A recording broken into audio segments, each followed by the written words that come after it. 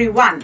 Dive into Anchor Together, a captivating YouTube series that offers an intimate look into the extraordinary lives of seafarers and their families.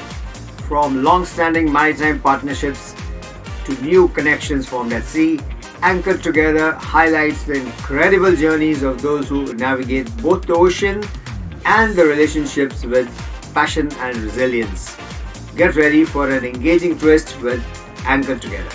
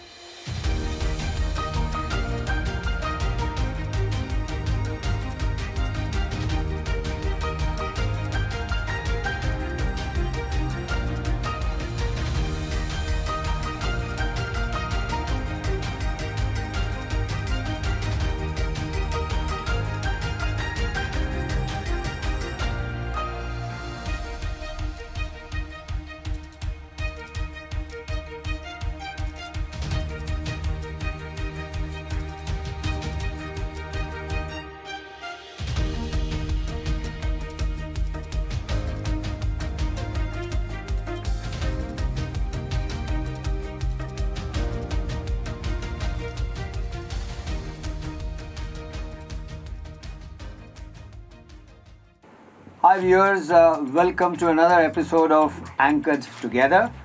And today we have these two fantastic gentlemen over here who will be bringing to light many of the issues in our maritime business.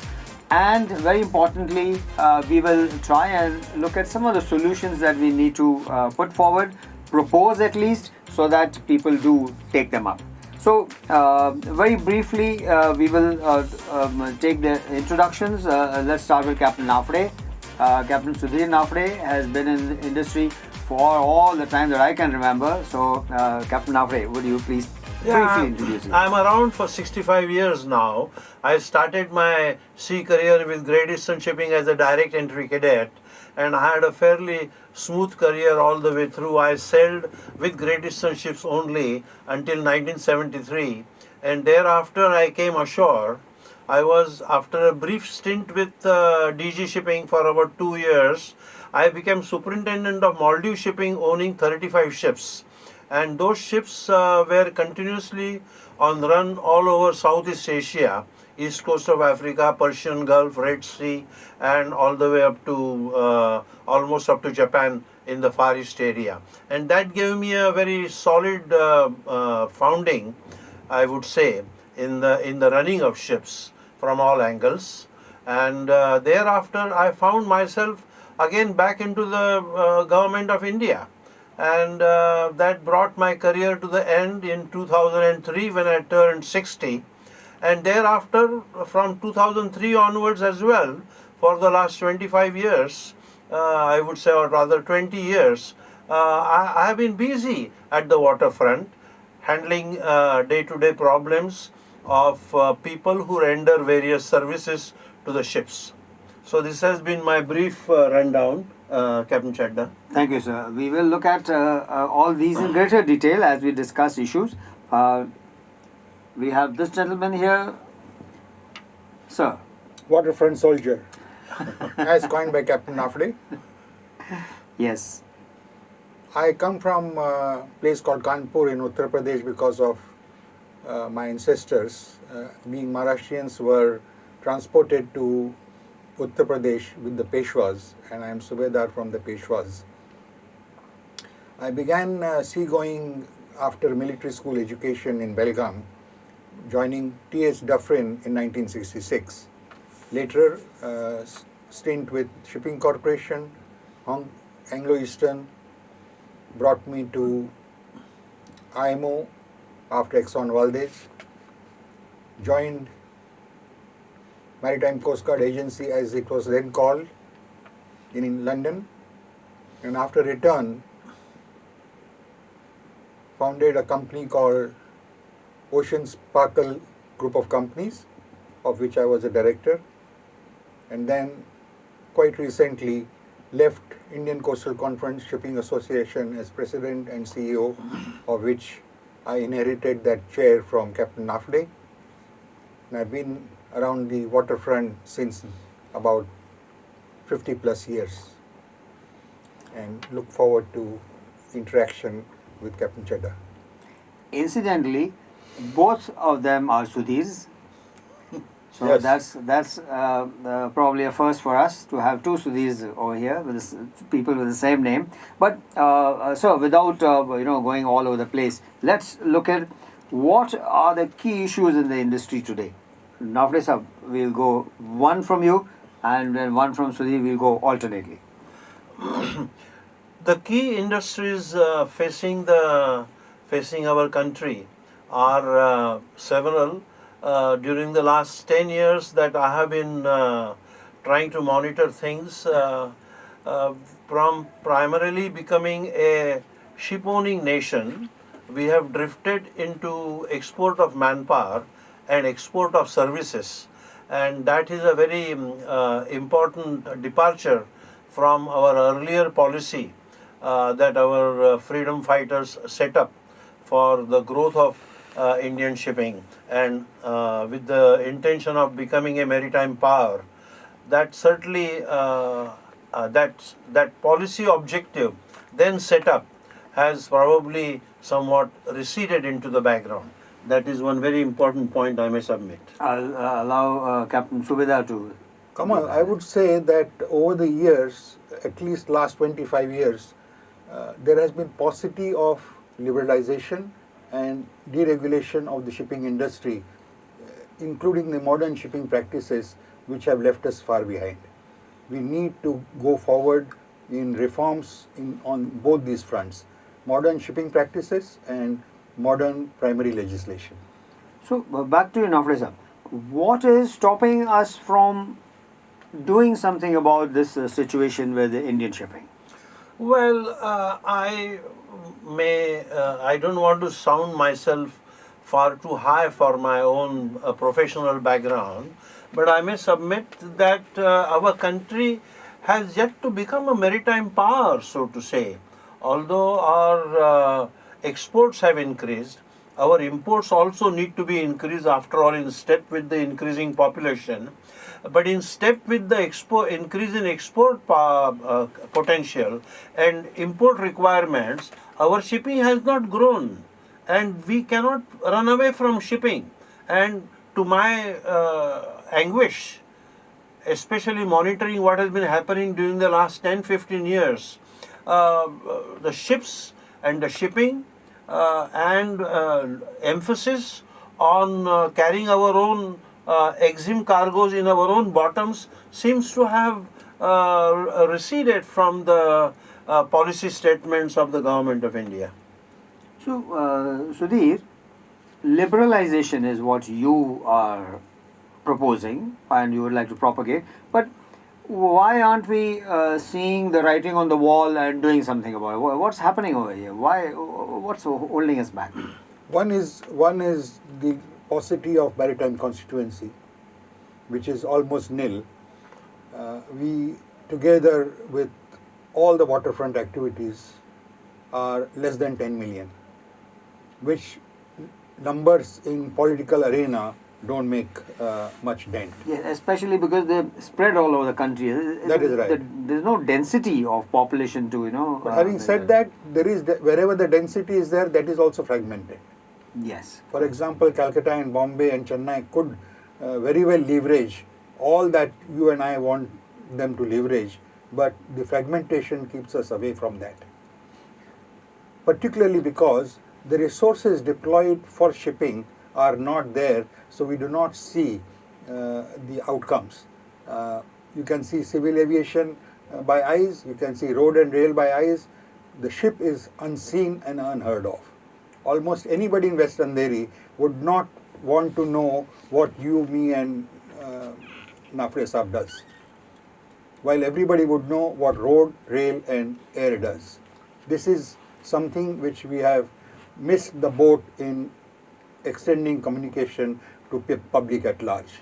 And Kamal, you would remember when I was office bearer in INSA, you and I interacted to make this happen by yeoman service that marine press doesn't get translated into general press. That is true. Yes. Very true. For all the excellent work that Marex has been doing over the 2 or 3 decades that I am been friendly with you, Kamal, it hasn't transported itself onto national attention, if I may submit.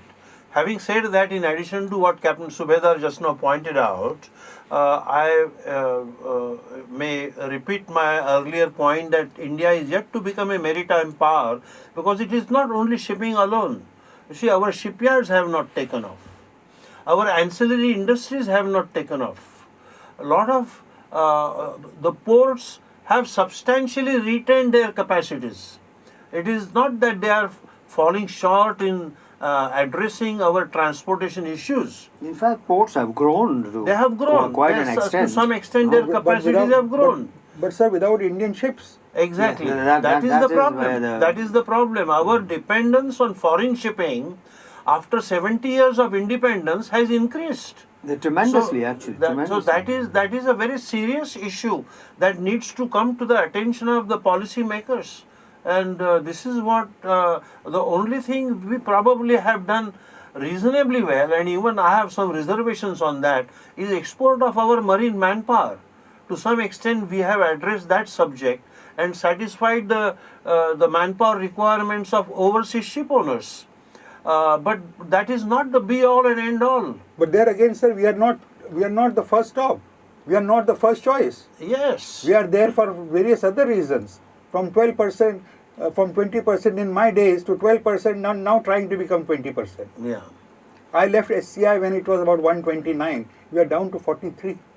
Something has gone wrong terribly.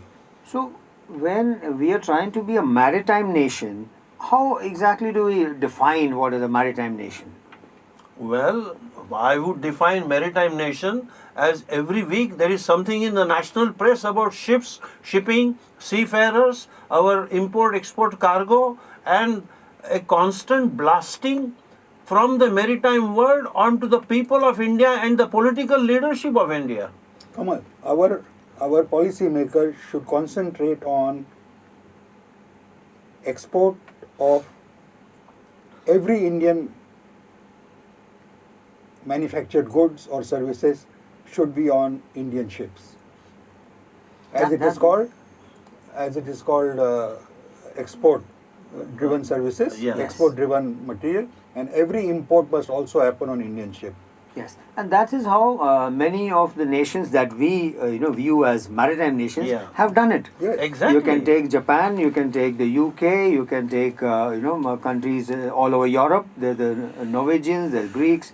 They all completely dominated their own nation's movement of goods. Because their emphasis has been on development of shipping as a top priority. Yes. So This is the point. This priority that I can see that the industry is always talking about, always trying to push it, but somehow the politically we are not able to leverage the attention that we deserve, I feel. It's probably because our nation is very continental in size, the population, the level of education. There are other priorities probably before the political leadership, which requires, I suppose, greater attention than shipping.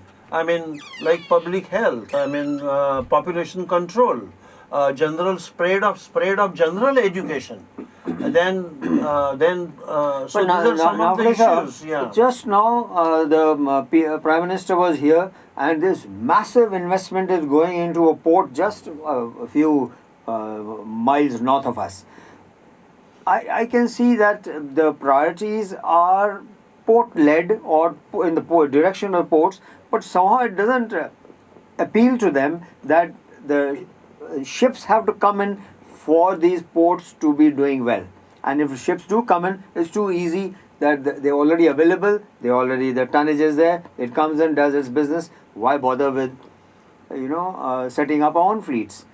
But there are so many advantages, you would agree, that which bring, indirect advantages of shipping that come to the nation. 700 billion US dollars freight outgo should be a policy policy milestone, just reducing that. But then we have economic advisors like Mr. Aluwalia who told us we can buy shipping services because it is, after all, a delegated service.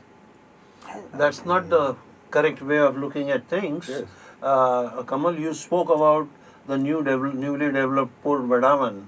Now, all of us know that we are basically either in the your container trade, or in the bulk and oil trade, or the grain trade. You see, these are all the trades which primarily dominate the maritime trade. So, taking that into consideration, to what extent really this new port is going to share our exim cargo load, that is left to be seen. Yes. And we do not know how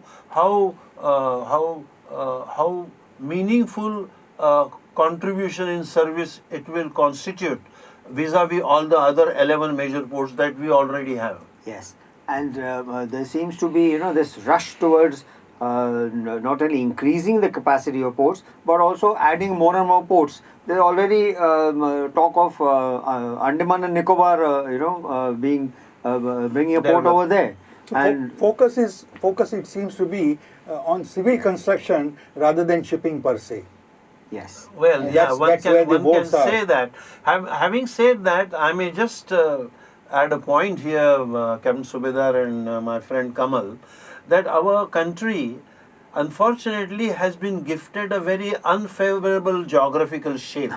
You see, it is a triangle upside down. And therefore both the coastlines are not very far from each other, whereas the main bulk of the land mass is up north. yes. But to that extent, now we have set up one important port in the Gulf of Kutch, which takes care of our oil trade, and VLCCs come there. So some important steps have been undertaken. But as I said, the nature itself is slightly against our port development activities. Yes, and also the long coastline that we have is not really, Not beneficial that intended way. in the sense that, Yeah. to give you good ports Yeah. or any deep water rivers that are Yeah. coming, Yeah. into the coast. There's hardly any. That nature has, not been kind to us, but we have to make do with what nature has given us. Exactly, So exactly. there's But not come much. on, the infrastructure cost of doing those little incremental things like dredging was always possible. You can make roads and potholes and what we see every day in metro cities. Those things could have been done and can be done by budgeted resources on all those things. Brahmaputra, Ganga, where I come from. Why not? Why this expenditure on infrastructure of waterways was never considered? Well, it is beginning to be considered, and now it is going to take some time. It is part of becoming a maritime nation. Yes. You see, it's not merely the sea and the ship and the exim cargo, but the exim cargo also needs the internal flow of movement of goods, you see. And that is where our earlier Prime Minister Bajpayee had come out with this network of linking up all the riverways. Yes. So we are moving in that direction, but admittedly the priorities seem to be mixed up somewhere. So you have been in the administration Yeah. for a considerable amount of time. Yeah. So what do you think is the role of the administration in bringing this to the notice of the powers that be who are making the big decisions over there, and are they doing enough? Well, I happen to belong to the technical wing of the directorate, and directorate is entrusted only with the responsibility of implementing Merchant Shipping Act, and the Merchant Shipping Act has limited responsibility of to upkeep the safety of merchant shipping, and the very preamble to the Merchant Shipping Act speaks about the growth of Indian merchant marine. So these are all the limited aims with which the DG Shipping has been entrusted with the responsibility. And even on that front also, the kind of manpower that is, the kind of technical manpower that is required still to run the implementation of Merchant Shipping Act with all the subsidiary offices which come under it, a lot needs to be done for review of HRD at the induction level itself. You see, everything is not hunky-dory there. If I may say so, Captain Naphade, your own office, Yeah. erstwhile office, on the preamble which you just now mentioned, Yeah. clearly states about growth of Indian shipping. I would hesitate to say that has anything been done from that office towards that particular point of the preamble. Almost nothing. Very true. I think it has been left to the individual or the collective maritime business to grow themselves. The government has not really facilitated, even facilitated is not the word. I don't think. The policy Or- should have come from his office. Well, I'll slightly qualify both of your statements. There has been Shipping Development Fund Committee. A large quantum of fund was made available for early stages of increase in our own Indian fleet. Yes, I remember that, yes. That did happen, You yes. see, the trade pattern also has undergone change. For instance, the Scindia shipping, which was the sort of a hallmark of Indian shipping, something that we proudly displayed to the entire world. But the liner services themselves have now disappeared. We had the India steamship, we had the Scindia shipping, which were the front runners in the control of liner trade. But with the advent of containerization, the liner trade of those days has completely disappeared. So the technological advances in shipping, the advances in design and capacity of ship construction, our ability to carry oil, our ability to carry large container sized ships, you see, that has completely done away with the old type of early generation shipping which the government of India had helped. Yes. So, as a result, the Indian owners have been almost thrown back on their own terms to you go and look for capital and look for shipping. You see, the technological advances in shipping have also outpaced us, if I may say. Yes. Yeah.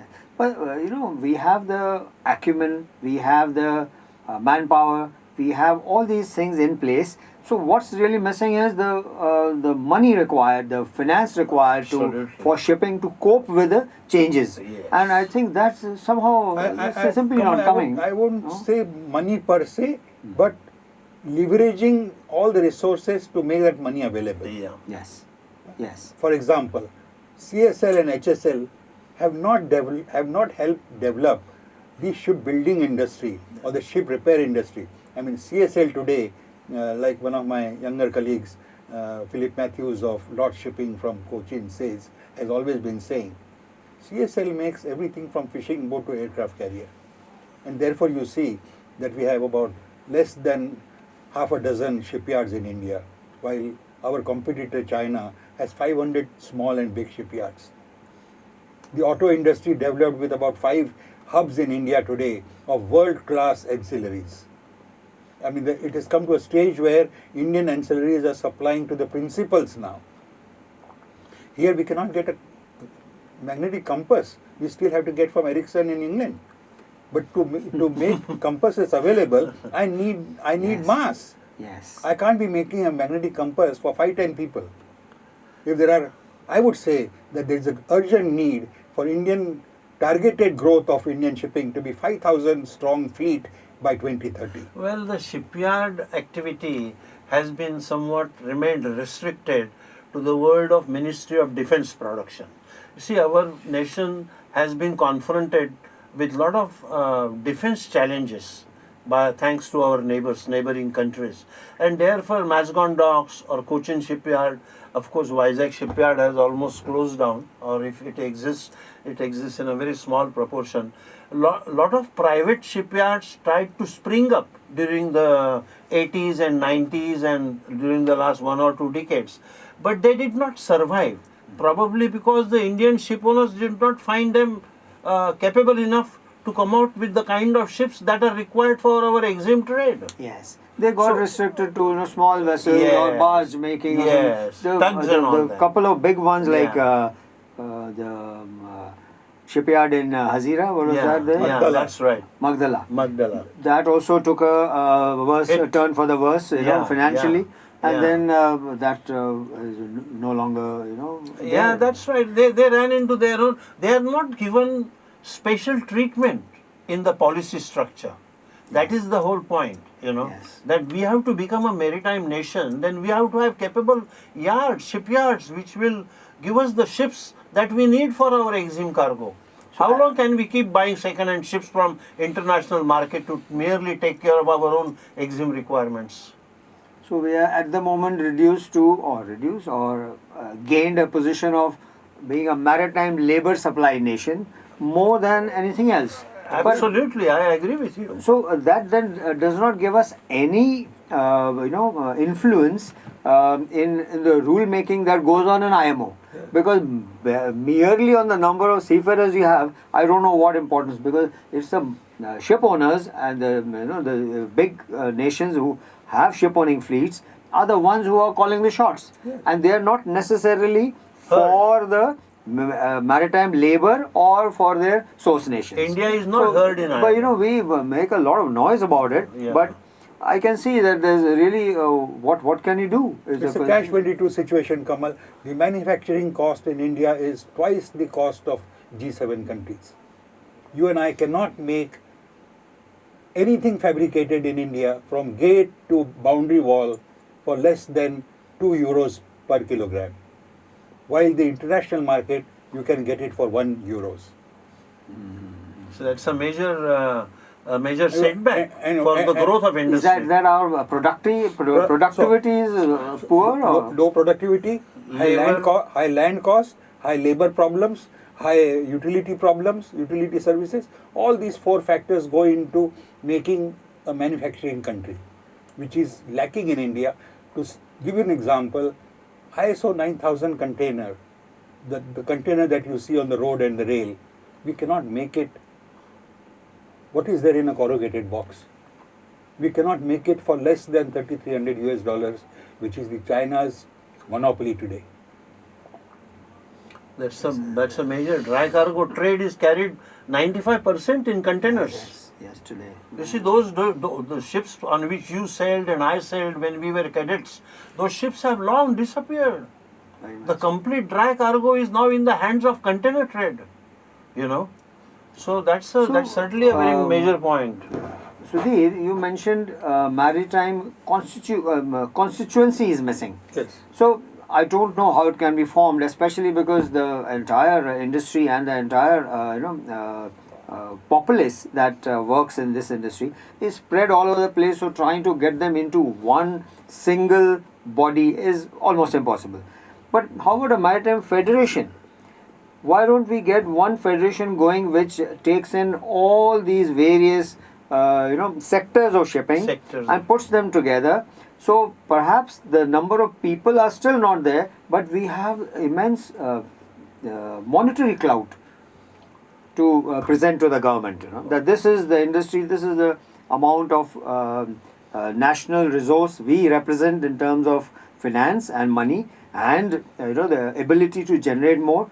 And this is that single body then has to push the agenda. Is that possible at all? Kamal, you would recall, and Captain Naphade would also recall, about 20 years ago, our senior colleague Captain Bansal, to name a person, and Mr. Ramamurthy tried bringing CMMI and IMEI together. That has taken now 23 years with no light at the end of the tunnel. Well, That's I think is a national affliction. We are not able to getting us together is not the easiest job in the world. Political patronage is the prerequisite for everything.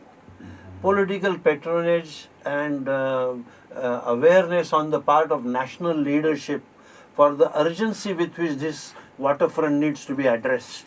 That is the top requirement, I would say. I feel as a veteran seafarer, if I may call myself, I don't like to describe myself as a high-level civil servant, but more as a waterfront man. And I have seen the industry from the waterfront at close quarters, and lot more can still be done if there is the right national patronage and greater awareness of the need of how India needs to be seen more on the oceans around the world than in the hinterland of India. I agree. So let's summarize. what are the steps we need to take immediately to get things moving for our nation? And like you suggested, the political patronage is needed. Let us assume that we have to get it instead of they giving it to us. Yes. So what can we do over here? I may suggest, we already have a provision in the Merchant Shipping Act called National Shipping Board. There is a constitutional provision of National Shipping Board. Let the National Shipping Board be chaired by the Prime Minister of India. And if that step is taken, then it will acquire all the governmental patronage that it merits. Kamal, at the moment, the said board is devoid of the mandatory 7 MPs that are required to be in the board. At the present board, if at all it remains and survives in the new Merchant Shipping Act, if I may tell you, share with you, the new draft MS Act is doing away with National Shipping Board. That's a tragedy, Kamal. Really, if that is the case. I mean, I don't know how the National Shipping Board has not... Because it did not have the rules to support the Part 2 of the Merchant Shipping Act. And coming back to your coming to related question, which is I think going to be asked, is what can we do about it? I would say the directorate needs to be strengthened. The directorate has been sort of languishing for very long. Problem. It's a collective problem that needs to be tackled on many fronts. I just identified National Shipping Board as one possible mechanism, Yes. Yes. And everything can be looked at again. Maybe we need to fire the cannons over in the right direction. Yes. To See the two primary acts. Merchant Shipping Act 1958, which is a copy of 1894 United Kingdom Act. Indian Ports Act of 1917. You must be kidding that we are still here, and Prime Minister Modi in 2014 October wanted all these old laws to be replaced, and we are still talking in 3rd and 4th edition and drafts of these two primary acts. And as we stand here, That's a very good so response. whose I would say. responsibility is it to get these going? I really don't know. Well, I'm To sure. get these laws done up, and in the way we should have it now, and put them out. Get going on these things. so if I may say so, taking name, Mr. Rajiv Kumar was then Secretary Shipping, who brought out this Prime Minister's fatwa, and then soon after Mr. Yogi took him away as the Chief Secretary of Uttar Pradesh. Very strong civil servant, I would say. He was commissioner in Kanpur once upon a time, and very close to my family and connections. But the footing was wrong. Government making the draft of end users is a wrong idea, Kamal. It should have been you, me and Naphade to make the first draft and then circulate, rather than they making the draft and then we comment. And therefore the first edition, second edition, we are now in the 4th edition, and still me and government don't look at each other. That's a very valid point. I mean, as Kamal, as you know, you have very pinpointed to us in asking the questions that afflict our world of ships and shipping. And a lot of points have come up in this discussion which merit individual action and a collective action. Yes. And perhaps we all need to pull up our socks and get down to work. Very true, sir. But as we all know, our nation is so much like the elephant that needs to be, once it sits down, it's very hard to get it stand up and then get moving. Get it moving. So 3 elephants are coming into this room. adding to the population of elephants in India. But thank you so much, sir. I really appreciate your time with us. And any parting words, sir? No, I sincerely appreciate your own role in marine press of the last 20-25 years. I have been a close observer, not so much a participant, and I wish... You can become a participant now, sir. We'd like to hear from you a few pages of yours, but if they can help us. Your journalism, your English, your input, your public relations, your reaching out to the different sectors, all these are admirable qualities on the part of the Marex publications, and both Captain Subhedar and I we are happy to join you in this brief interview, and we shall always remain available to you for such activities in future as well. And it will be our pleasure to keep giving constructive input wherever it is required. Excellent, sir. Without Thank you, sir. without us, without three of us and many more who are behind us, half the world will come to a standstill, and half the world would go hungry, and therefore this should be the focus Yes. of our summation. With those brilliant words, I'd like to thank you, sir, and present this mug to you so you can have your morning coffee and think more on the subject we have spoken about. That's for you as well, Naphade sir. Thank you so And much. we remain open to all your inputs, all your feedbacks, and we'll be so happy to have you with us once again.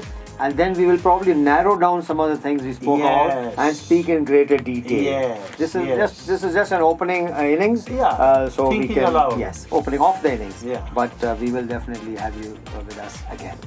We'll come to bat again. Thank you. Thank you. Kamal. Thank you very much. Viewers, thanks very much for being with us. And I'm sure you'd love to have both these gentlemen back here with more detail, more on how our nation can progress in the maritime field. Thank you for being with us, and you have a great day. Bye-bye. I have a little secret to this, probably I can share with everybody. Yeah.